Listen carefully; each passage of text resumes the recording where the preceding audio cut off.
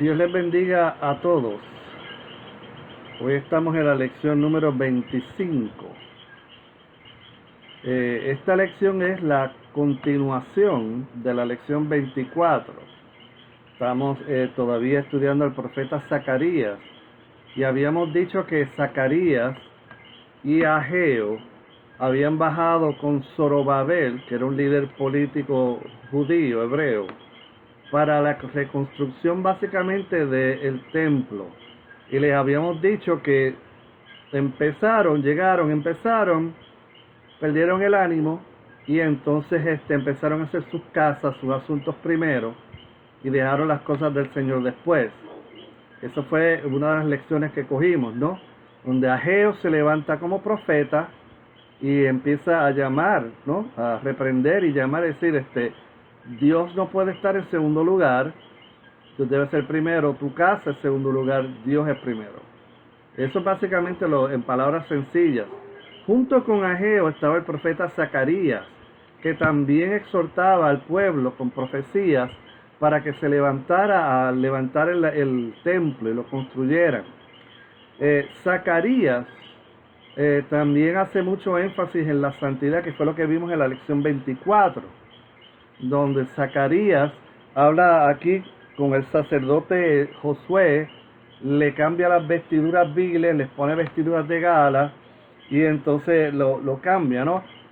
Viene lo que se llama la limpieza de pecado, la justificación y la regeneración, que se crea un nuevo hombre. Y se ve simbólicamente en Josué, el sacerdote Josué, se ve como Dios llama a santificar al pueblo, que se santifique y que Él lo limpie, lo purifique, lo regenera a través de esta profecía. Y yo les había dicho que a través de la Biblia hay muchas profecías que tienen doble cumplimiento. Se cumple en el presente o inmediato o en un futuro lejano. Y en el caso de Zacarías, hay una doble profecía cuando comenzamos el versículo 9 en adelante. Este es Zacarías 3:1 al 8. Pues la lección 25 comienza con Zacarías 3:9. Pero no se queda solo en Zacarías, sino que empieza a coger diferentes versos de diferentes capítulos de Zacarías. Y ahí se puede ver claramente cómo Zacarías profetiza para el tiempo presente y profetiza para la primera y para la segunda venida de Cristo. Sus palabras son completamente proféticas y se ve claramente en la palabra de Dios eso. Hoy vamos a ver varios versículos bíblicos donde Zacarías habla en un presente y entonces en ese presente también está hablando del futuro. Y va a ser un estudio bíblico bien profundo porque nos enseña cómo este hombre estaba profetizando y, como yo he dicho a veces, no creo que él se estaba dando cuenta de que estaba hablando del futuro. Si lo estaba dando cuenta, debe haber sido una impresión bien grande y lo más probable no le entendía plenamente. De hecho, aquí en algunos versos no solamente habla de la primera venida de Cristo y la segunda venida de Cristo, sino del Apocalipsis, en el tiempo de cuando están en el cielo. Y se ven unos versículos bíblicos que se repiten en el cielo y se hacen referencia en el cielo. Cuando vemos aquí Zacarías 3:9 dice: porque aquí aquella piedra. Y la gran vasta mayoría de los maestros de Biblia están de acuerdo de que estamos hablando de Jesucristo. No es una piedra, un peñón, es Jesucristo. Y porque aquí aquella piedra que puse delante de Josué, sobre esta única piedra hay 7 ojos. Si tú buscas en Apocalipsis, capítulo 5, versículo 6, el último libro de la Biblia, el Apocalipsis, ahí se vuelven a mencionar estos 7 ojos. O sea, Zacarías estaba haciendo referencia a los últimos días. Por eso yo les decía que no estoy seguro que Zacarías estaba entendiendo plenamente la totalidad de lo que él estaba diciendo. Esto va más allá de lo que estaba presente, de un futuro por venir. O sea, esto era la misma esencia de lo que conocemos como el Apocalipsis. Y dice aquí que esta piedra tenía 7 ojos, lo que significa que todo lo ve, eso es todo. El número 7 perfecto simboliza la perfección, el que todo lo ve, el que todo lo escudriña, el omnisciente que todo lo sabe, eso es todo. Es un simbolismo que hay cuando dice los 7 ojos. Y aquí dice, yo grabaré o esculpiré. Si tú has visto el escultor con martillo y cincel, su escultura, dice Jehová de los ejércitos, y quitaré el pecado de la tierra en un día. Y cuando habla de grabar, de esculpir, vemos como Dios esculpió en la vida de Cristo con sufrimiento. O sea, observen los paralelos que se hacen inmediatamente hacia la persona de Jesucristo. O sea, estuvo Dios Padre esculpiendo a través del sufrimiento la vida de Jesucristo en una manera increíble, y vemos los paralelos en este pasaje bíblico y la escultura, y dice, quitaré el pecado de la tierra en un día. Cuando Cristo murió en la cruz, en un día los pecados de toda la raza humana sean quitados hacia todo aquel que cree. El que no cree pues se queda con su pecado, pero el poder de la cruz, ese que dice aquí, lo quita en un solo día. Al morir en la cruz, Cristo quita todo eso. Zacarías estaba diciendo una profecía más profunda de la que él mismo podía entender. Capítulo 4, versículo 7, y dice, ¿quién eres tú, oh gran monte? Delante de Zorobabel serás reducido a llanura, y sacará la primera piedra con aclamaciones de gracia, gracia a ella. Aquí hay la doble profecía. O sea, aquí está hablando Zorobabel, el líder político. Y cuando se habla del gran monte, no es tanto un monte físico, es todos los árabes, todos los samaritanos que se estaban oponiendo a que levantaran el templo. Se recordarán que estaba toda esta gente oponiéndose, que le escribieron carta a los medo-persas, al rey medo-persa, para que los detuviera. O sea, y a eso Dios se refiere cuando tú dice, ese gran monte delante de Zorobabel será reducido a llanura. O sea, yo voy a destruir, yo voy a detener esto, y se va a levantar mi templo otra vez. Pero esto no es solamente ahí.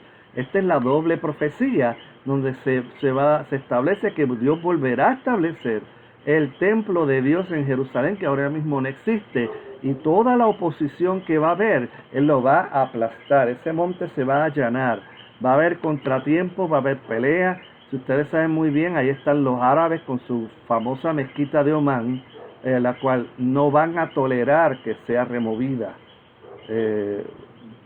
Destruir esa mezquita implica una guerra inmediata, y ellos no van a tolerar que eso sea removido. Hay que ver si el templo se va a construir ahí, se construirá al lado, o dónde se va a construir.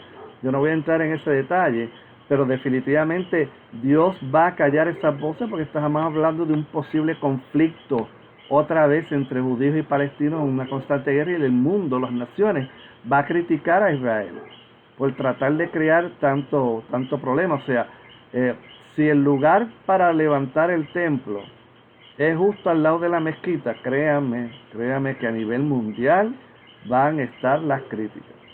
Van a criticar a Israel, lo van a atacar. Aquí dice que Él va a allanar ese monte y será reducido a una llanura. Y aquí pues nos habla de que Cristo va a venir en su segunda venida y va a allanar todo eso. O sea, de nuevo, la referencia no solo a Zorobabel ahí en ese momento, ese problema, sino cientos de años, miles de años en el futuro, Cristo en su segunda venida, estableciendo su reino, allanando todo problema para establecer su reino en el mundo. O sea, esta es doble profecía que se está cumpliendo aquí. El versículo 9 es bien conocido. Dice, alégrate mucho, hija de Sión, da voces de júbilo, hija de Jerusalén. He aquí tu rey vendrá a ti justo y salvador, humilde y cabalgando sobre un asno, sobre un pollino, hijo de asna. Eso se cumplió en Juan capítulo 12, versículos 14 y 15. Si ustedes lo leen, verán que allí mismo dice eso, cuando Cristo está en su entrada triunfal sobre un pollino, entrando y el pueblo aclamándolo. Y aquí está esa profecía se cumple en la persona de Cristo unos 500, 600 años después que Zorobabel lo dice. ¿Hasta qué punto él entendía que Cristo iba a venir entrando en un pollino? O sea, a veces uno habla y Dios te usa y a veces tú mismo ni te das cuenta de que Dios te está usando. Y aquí tenemos esta profecía de futuro para cumplirse en un futuro. Y se cumplió y la está registrado en Juan capítulo 12. Cuando vamos al otro versículo bíblico en Zacarías 11, 12, y les dije, si os parece bien, dadme mi salario, y si no, dejadlo. Y pesaron por mi salario 30 piezas de plata. Okay, aquí el profeta está en este capítulo donde está hablando de los pastores y se identifica con ellos, pero entonces habla de su trabajo profético, de su trabajo que él ha hecho sobre el pueblo. Y aunque esto no es normal que un profeta pida sueldo por haber pagado, o sea, págame mi sueldo por haber sido profeta, esto no ocurre, pero él lo hace a propósito, para que se cumpla una profecía, para que se vea una profecía que se iba a cumplir 500 o 600 años después. O sea, hasta qué punto de nuevo está entendiendo el profeta lo que está pasando. Él hace lo que Dios le dice y lo pide. Pues mira, ya yo profeticé, págame. Pero en este momento hay que ver que el sentido espiritual que había de eso. O sea, el profeta quería que como paga a su profecía hacia el pueblo hebreo, él quería ver un pueblo arrepentido, humilde, consagrado a Dios, consagrado al templo, a la casa del Señor, a la presencia de Dios, poniendo a Dios primero. Ese era su sueldo, ese era su salario, eso es lo que él en realidad quería. Y por eso ustedes ven que él deseaba arrepentimiento, fe, piedad, obediencia, un servicio devoto. Y en ese sentido, por eso les digo que esta palabra que habla el profeta, que no es común, es profética. Porque en realidad, cuando Cristo llega hacia Jerusalén, llora sobre ella, quejándose de que Jerusalén, Jerusalén, tú que matas a los profetas y apedreas a los videntes, cuántas veces quise yo como la gallina arroparte con mis alas y solo me encontraba que con un pueblo rebelde. En ese sentido, Cristo también quería, como quien dice, el resultado de su predicación por 3 años, su palabra profética. Quería ver un pueblo arrepentido, quería ver un pueblo consagrado, quería ver un pueblo que volvía a Dios, quería ver un pueblo que le quitaba los ojos a los hombres y los ponía en el Señor como su libertador. Que ellos estaban esperando a alguien que los quitara a Roma de encima, y lo que necesitaban era que quitaran al diablo de sus corazones y fueran libres. Esa era la verdadera libertad espiritual que él quería. Y llora porque no lo consiguió. Llora porque el pueblo, a pesar de 3 años de sana palabra, milagro tras milagro, no entiende el mensaje y lo rechaza. Y la recompensa, el salario que recibe el profeta y el salario que, como quien dice, tiene Jesucristo, son 30 monedas de plata. Y tú dirás, pero espérate, eso se lo dieron a Judas. Sí, exacto. Lo que pasa es que las 30 monedas de plata era una forma de menosprecio. Era una forma de decir, Cristo lo que vale son 30 monedas de plata. ¿Y para qué servían 30 monedas de plata? Para pagar por un esclavo. Así de sencillo. Cuando un esclavo, si lo buscan en sus Biblias, ahora no me recuerdo exactamente el pasaje del Viejo Testamento, en Éxodos, capítulo 21, 32, cuando un esclavo era corneado por un buey o quizás moría por un buey, había que pagarle al dueño del esclavo 30 monedas de plata. Eso es lo que tú vales, Jesucristo. 30 monedas de plata te las damos a Judas para pagar por ese hombre que no vale ni siquiera eso. Buscaba fidelidad, buscaba santidad, y lo que encuentra Jesucristo es traición, y lo venden. Zacarías buscaba que el pueblo respondiera y le dan 30 monedas de plata, el precio de un esclavo. Y por eso viene la frase irónica en el versículo 13 que tenemos aquí: y me dijo Jehová, échalo al tesoro, o sea, como que dice, échalo al tesoro de la iglesia, del templo. Y él responde en forma de ironía, irónicamente: hermoso precio con que me han apreciado. En realidad no era que lo habían apreciado, lo habían despreciado. O sea, la palabra profética de Zacarías, cuando ve esa situación de que no me dieron mi recompensa, mi salario de verlos arrepentidos, solo me dan 30 monedas de plata, lo mismo que Jesucristo, no se convirtió el pueblo y ahora me venden, me traicionan. 30 monedas, eso es todo lo que soy, un siervo corneado, un siervo muriéndose, no valgo más nada, mi mensaje no vale más nada. O sea, wow, mucho me dieron, mucho me dieron. Esa es la ironía de todo este pasaje. Eso no es aprecio, eso es desprecio que había hacia la persona de Cristo. Y estos dos versos apuntan a Jesucristo completamente. Esto es profético, no es solo ahí, es allá, en la primera venida de Cristo. Y tomé las 30 monedas de plata y las eché en la casa de Jehová al tesoro. El capítulo 12, versículo 10, y dice: y derramaré sobre la casa de David y sobre los moradores de Jerusalén espíritu de gracia y de oración, y mirarán a mí, a quien traspasaron, y llorarán como se llora por el hijo unigénito, afligiéndose por él como quien se aflige por el primogénito. O sea, Dios, a través de la persona de Cristo, en todo su ministerio, derrama gracia sobre el pueblo, derrama gracia de oración para que haya comunión con el Padre a través de los milagros y la palabra de Jesucristo. Era el resultado que venía. Pero entonces, ¿qué es lo que pasa? Lo traspasan, que es lo que hizo el soldado, lo traspasó con la lanza.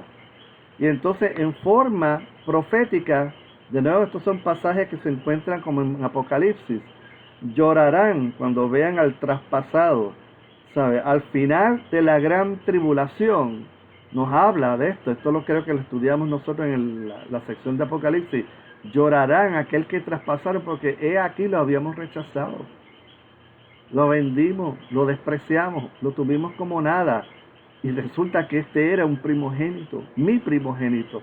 Era el más importante, era el primero de todo. O sea, de nuevo, la profecía no solamente es en presente, sino que pasa más allá de la primera venida de Cristo, va hacia la segunda venida de Cristo, cuando Él establezca su reino, y lo mirarán las naciones al traspasado. Mira la profundidad de este profeta, y sigo repitiendo hasta qué punto él entendía lo que le estaba diciendo. Hasta qué punto él entendía esa palabra, que quizás la dijo por obedecer, sin darse cuenta que sus palabras iban a retumbar por siglos, plural, siglos. Por eso que Zacarías se le mira con grandes ojos. Estudiar Zacarías no se puede hacer en una semana, ni en una lección de 35 minutos. O sea, este profeta está tirando profecías grandes, históricas, futuras, hacia un tiempo que todavía nosotros no tenemos ni la idea de cómo se va a cumplir. Zacarías ya hablaba de ese momento cuando lo verán al traspasado, reinando, viniendo en gloria. ¡Wow! ¡Wow! Una razón por la cual se me hizo difícil preparar esto la primera semana es que la información que yo estaba encontrando era muchísima.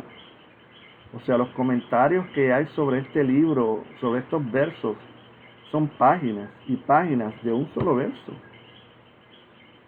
Diferentes comentaristas, páginas y páginas. Y es por eso, porque es tan profundo, tan abarcador, tan eterno lo que este hombre está profetizando. Y entonces capítulo 13, versículo 6, y le preguntarán, ¿qué heridas son estas en tus manos? O sea, ¿de quién estamos hablando aquí? Y él responderá, con ellas fui herido en la casa de mis amigos. ¿Sí? Los amigos que lo recibieron en la entrada triunfal, que todo el mundo estaba celebrando, Hosana, al hijo de David, y unos días después estaban diciendo, crucifícale, crucifíquenle, mátenlo, mátenlo. Sus amigos le hicieron esas heridas, lo traspasaron, lo aprobaron, estuvieron de acuerdo, lo gritaron, lo queremos muerto, lo queremos muerto. En la última oportunidad que se les da, o Pilato, cuando Pilato le dice, Barrabás o Cristo, ¿qué dijeron ellos? Danos a Barrabás. Y Pilato pregunta, ¿y qué hago con Cristo? Crucifícalo. O sea, mira lo profundo, es como si Cristo estuviera hablando a través del profeta. Mis amigos que primero me reciben, ahora me apuñalan en la espalda. Todo completamente profético. Y después viene y dice el versículo 7. Levántate, oh espada, contra el pastor y contra el hombre, compañero mío, dice Jehová de los ejércitos. Hiere al pastor y serán dispersadas las ovejas y haré volver mi mano contra los pequeñitos. Que fue exactamente lo que pasó cuando murió, cuando Cristo es entregado y salen corriendo sus discípulos, son esparcidas las ovejas, algunos están allí, lo contemplan cuando lo crucifican. Toda esa unidad, ese poder que había en un grupo que era uno, un cuerpo con una cabeza, al cortar la cabeza se desmembra todo. Al morir el pastor se pierden las ovejas. Y entonces los hijos, los pequeñitos, se va en contra todo, se pierde. Todo esto se pierde porque la espada de justicia de Dios fue contra su propio Hijo. Repito, la espada de justicia de Dios fue contra su propio Hijo. ¿Para qué? Para que la ira y la justicia de Dios no cayera sobre mí. Cayó sobre él para salvarme a mí. Fue Dios quien al fin y a la postre lo traspasa. Hay varios versículos que quiero leer aquí, que vemos en su palabra. Isaías capítulo 53, versículos 4, 6 y 10.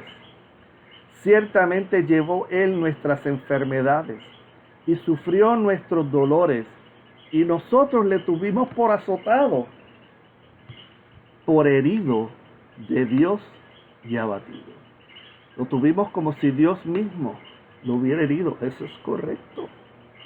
Todos nosotros nos descarriamos como ovejas, cada cual se apartó por su camino, mas Jehová cargó en él el pecado de todos nosotros. Fue Dios quien puso esa carga. Con todo eso, dice, Jehová quiso quebrantarlo. Fue Dios quien quiso poner a Cristo en la cruz. Aunque choque lo que les voy a decir, no fue Judas, fue Dios. Judas fue el resultado de circunstancias y decisiones mal hechas. Judas fue un dominó más que cayó en la secuencia. Es el dominó más grande. Pero fue Dios quien dijo, yo quiero poner a mi hijo en esa cruz. y traspasarlo con mi espada, para no traspasar a toda la raza humana, a todos los hijos de Adán. Romanos capítulo 8, versículo 32 dice: el que no escatimó ni a su propio hijo, sino que todo lo opuesto, lo entregó por todos nosotros, ¿cómo no nos dará también él todas las cosas? Dios fue el que lo entregó, Dios fue el que lo azotó, fue su espada que lo azotó. ¿Hasta qué punto Zacarías sabía lo que estaba diciendo? ¿Hasta qué punto él entendía la profundidad eternal que había en sus palabras? El Mesías, el traspasado, que Dios lo azotó. Y todo eso porque él entendía que estaba hablando a un pueblo y que había que levantar un templo, un altar. Y en esa predicación profética salen todas estas palabras. ¿Hasta qué punto él le entendía? Aquí lo más importante es esto. Si le entendió no importa. El hecho es que se estaba dejando guiar por el Espíritu de Dios.